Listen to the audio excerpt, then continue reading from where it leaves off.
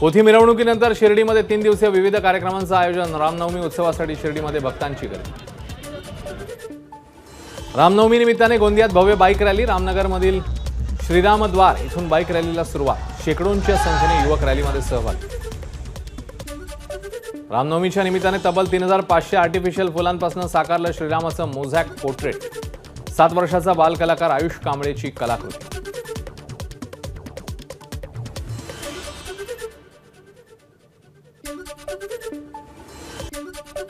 रामनवमीच्या पूर्वसंध्येला सांताक्रूज पोलिसांचा route march. कायदा आणि सुव्यवस्था अबाधित राखण्यासाठी जुहू सांताक्रूज वेलेपार्ले परिसरात रूट मार्च।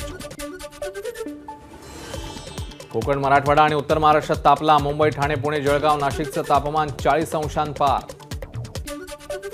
पुण्यामध्ये शहरातील विविध भागात पावसाची हजेरी। अचानक आलेल्या पावसामुळे नागरिकांची तारांबळ। उकाड्यापासून हैराण असलेल्या नागरिकांना मात्र दिलासा।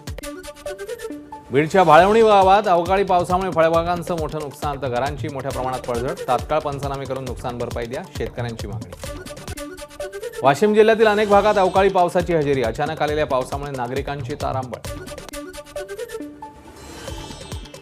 18 एप्रिलला ठाण्यातील काही भागात पाणीपुरवठा बंद राहणार। कटाई नाका ते शील टाकी इथे दुरुस्तीच्या कामामुळे गुरुवारी रात्री 12 ते शुक्रवारी रात्री 12 पर्यंत पाणीपुरवठा खंडित होणार।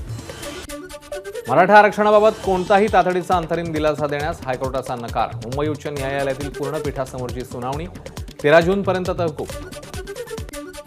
गोंदियात लवकरच समृद्धी महामार्ग येणार। उपमुख्यमंत्री देवेंद्र फडणवीसांची घोषणा। सोन्याला उच्चांकी भाव। सोनं प्रतितोळा 75,000पार।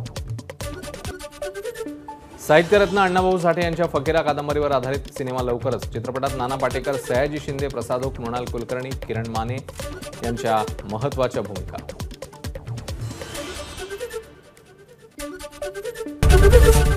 एबीपी माझा, उघडा डोळे बघा नीट।